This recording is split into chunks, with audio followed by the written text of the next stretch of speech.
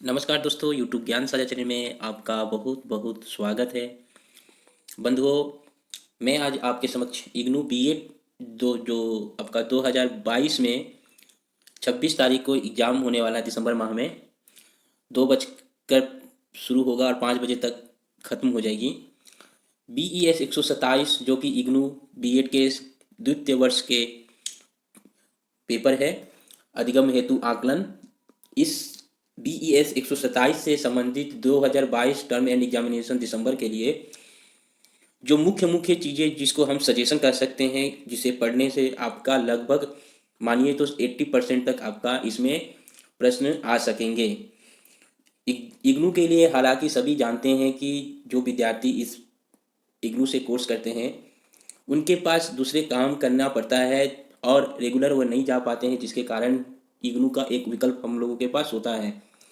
तो जाहिर सी बात है, मेरा संदेश यही है कि आप अगर इग्नू से जुड़े हुए हैं तो कहीं ना कहीं से आप काम से भी जुड़े हुए हैं, जिसके अभाव के कारण आप सही तरीक़ा से समय नहीं दे पाते हैं। इन कम समयों में आपके लिए जो मुख्य चीज़ें जो चैप्टर से संबंधित है, जिसको पढ़ने से आपका 80% के अंदर तक आप अपने प्रश्न को पा सकते हैं BES 127 से, वह मैं लाया हूँ। वीडियो को स्किप मत करिएगा, पूरा का पूरा वीडियो को जरूर से जरूर वॉच करिएगा। और इससे संबंधित जो मैं आपको बताऊंगा BES 127 से संबंधित जो महत्वपूर्ण चैप्टर, उसको मैं इस पर आपके समक्ष डिस्कस करता हूँ। सबसे प्रथम आपका इकाई जो 1 है, यहाँ पर आप देख पा रहे हैं। इकाई 1 का पहला, इकाई 1 का तीसरा उप इकाई जो है उसमें आधारभूत अवधारणाएं मिलेंगे आपको, उसे पढ़िएगा। साथ साथ उसमें इकाई 1 के तीसरा का एक भाग, उसके बाद 2 भाग और 3 भाग सब इकाई है, उप इकाई जिसको कहेंगे, ये आप पढ़िएगा।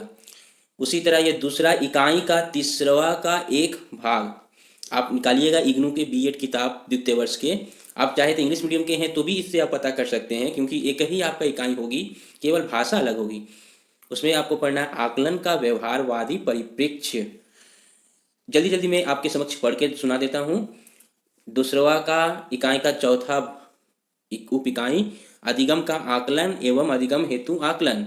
इसी में से आपका चौथा का एक भाग और चौथा के दूसरा भाग भी पढ़ना है। तीसरा इकाई का तीसरा का दूसरा भाग रचनात्मक मूल्यांकन।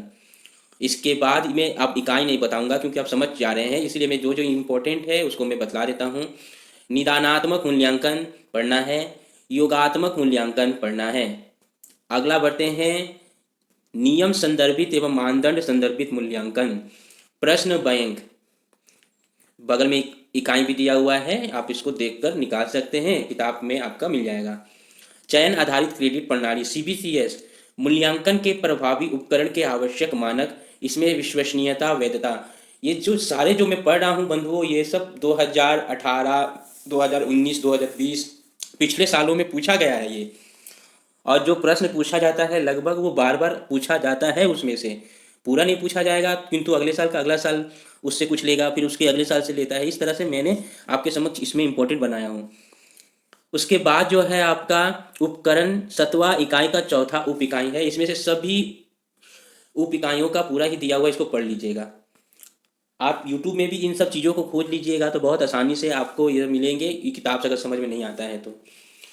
विद्यार्थियों का ई पोर्टफोलियो और ई रूब्रिक 8वां इकाई का 7वां उप इकाई है। इसके बाद शिक्षक निर्मित उपलब्धि की समझ, इसमें से 2 उप इकाइयाँ, 3 का 1वां, 3 का 2वां दोनों पढ़ना है। शिक्षक निर्मित उपलब्धि परीक्षण की अवधारणा, शिक्षक निर्मित उपलब्धि परीक्षण का प्रयोजन।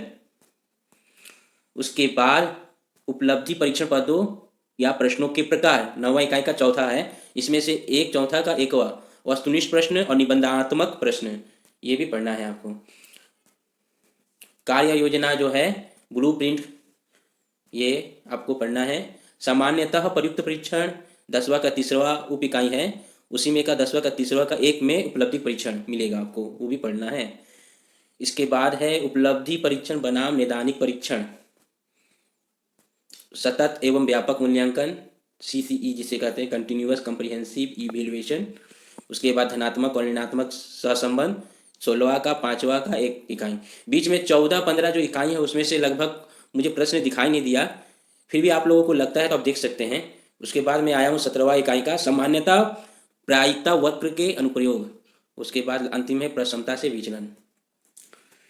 इग्नू में बीएड के लिए जो बीईएस का 127वां पेपर है, 600 नंबर का, माफ करिए, 600 शब्दों का दो, एक नंबर में और 2 नंबर में रहेगा अथवा करके। उसके बाद 4 प्रश्न रहेंगे आपके संक्षिप्त में और एक प्रश्न फिर रहेगा 600 शब्दों में लिखने के लिए। तो 3 प्रश्न 600 शब्दों का, 4 प्रश्न आपका 500 शब्दों का रहता है। जैसे पुराने सालों में आपने दिया था उसी तरह का रहेगा जो प्रथम वर्ष में था। तो ये मैंने आपके समक्ष बीईएस 127 अधिगम हेतु आकलन के संबंधित जो भी महत्वपूर्ण चैप्टर है, जिसे सजेशन हम लोग कह सकते हैं, इसे आप पढ़ने से लगभग 80% के अंदर तक आपको प्रश्न मिल जाएंगे। आशा करता हूँ कि मेरा यह प्रयास आपको समक्ष अच्छा लगा हो। तो जरूर से जरूर मेरा यह वीडियो को लाइक, और प्रथम आए हैं इसी तरह का अपडेशन पाने के लिए, नेक्स्ट सजेशन देखने के लिए सब्सक्राइब जरूर करिएगा। जो बंधु आपके तैयारी कर रहे होंगे शेयर करना ना भूलें। पूरे वीडियो देखने के लिए आप सभी का बहुत बहुत धन्यवाद।